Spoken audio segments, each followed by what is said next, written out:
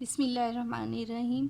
अब मैकेनिक्स का जो चैप्टर कंपोजिशन ऑफ फोर्सेस है उसकी एक्सरसाइज का question number 7 we will start now. If the forces, यहाँ पर है कि if forces P A B Q C B and R C D and S A D acting along the sides of a parallel plane quadrilateral.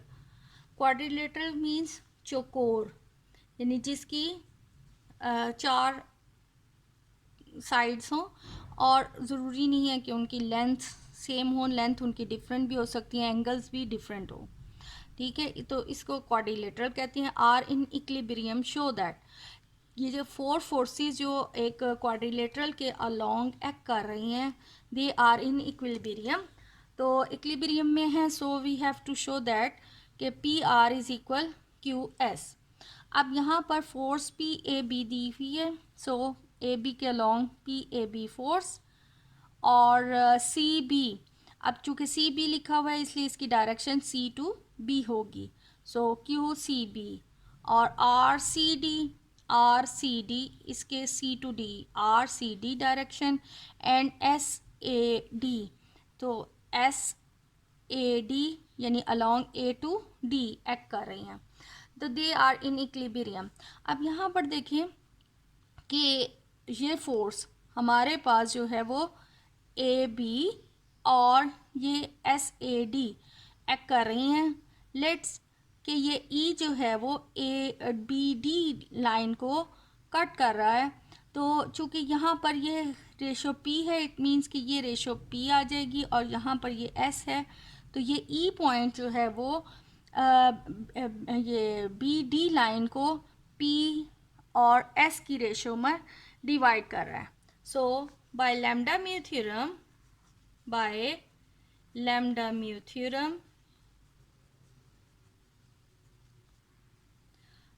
the resultant of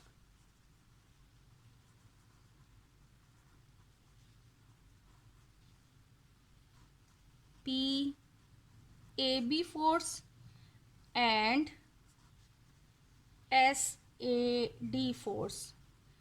अब ये चूँकि ये E point P और S ratio में, तो ये हमारे पास ये जो है ए ई वो इसका रिजल्टेंट जो है वो बन जाता है P plus S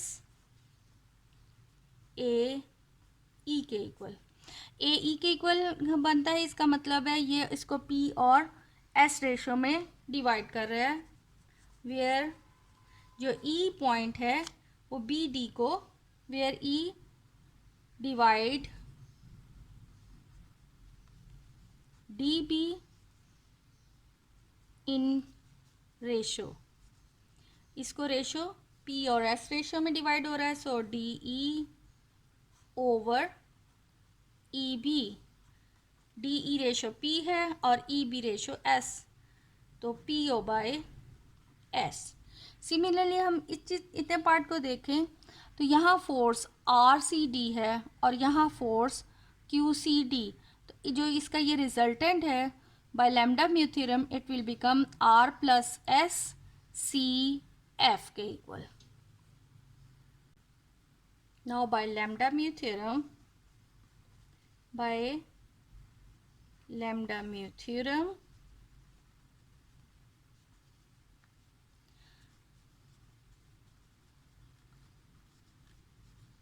the resultant of force QCB and RCD is, यानी इनका QCD plus RCD that will be equal Q plus R CF के इक्वल आ गया। तो ये क्या शो करता है,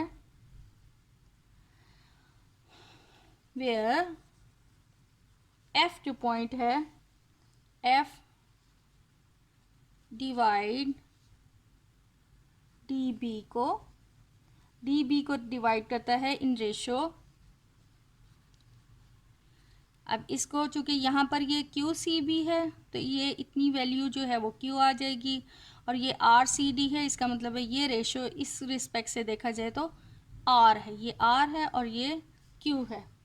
तो D F sorry D F over F B Q over R. अब जो दूसरी बात हमें दी हुई है, the system is in equilibrium. System is in equilibrium means कि तो जितनी भी फोर्सेस हैं उनका नेट इफेक्ट ज़ीरो है। तो नेट इफेक्ट तभी ज़ीरो होगा जब ये जितनी जो ये दो फोर्सेस, या अब चार फोर्सेस, अब दो फोर्सेस में हमारे पास आ गई हैं। एक फोर्स है P plus S A E और एक फोर्स है Q plus R C F. अब ये दो डिफरेंट फोर्सेस हैं। तो बॉडी इक्विलिब्रियम में होने का मतलब ये है कि इनका नेट इफेक्ट ज़ीरो है, और नेट इफेक्ट तभी ज़ीरो होगा कि जब इनकी लाइन ऑफ एक्शन सेम होगा। इस वक्त लाइन ऑफ एक्शन, अगर ये ये डायग्राम को देखा जाए तो लाइन ऑफ एक्शन इनका डिफरेंट है, ये इधर एक्ट कर रही है और ये इधर एक्ट कर रही है। अगर line forces equal in magnitude भी हों और इनका लाइन ऑफ एक्शन डिफरेंट होगा तो उसमें फिर कपल आ जाता है और उसमें वो फिर मूवमेंट आ जाती है बॉडी में। बॉडी जो है वो एक पॉइंट के इर्द गिर्द मूव करने लग जाता है। लेकिन जब बॉडी हमें उन्होंने क्वेश्चन में दिया है कि इक्विलिब्रियम कंडीशन में है, वो तभी पॉसिबल है कि जब इनके लाइन ऑफ एक्शन वो सेम हो, ये दोनों आपस में सी ई और एफ पॉइंट जो हैं वो आपस में कोइंसाइड कर रहे हों। Now by the system but the system is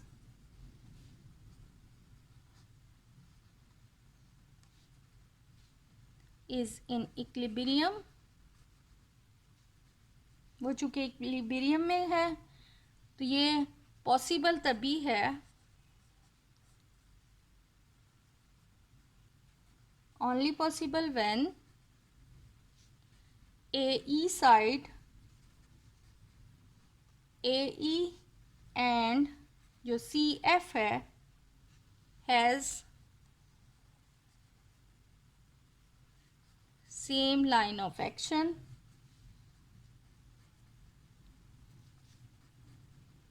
that means कि E और F जो हैं वो एक ही पॉइंट पर कोइंसाइड करते हैं। E and F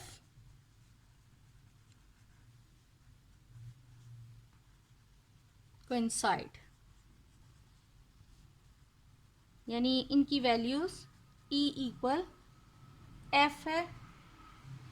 सो अब ये जो हमारे पास डी ई और ई बी था, ई बी वो क्यू और हमारे पास वैल्यू बन जाती है उसकी, दोनों आपस में सेम हो जाती हैं। So we have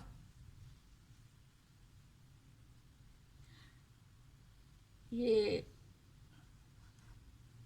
Q over R equal P over S. चूँकि ये ई एंड एफ आपस में इक्वल हैं, so we have R P equal Q S, और यही हमने शो करना था।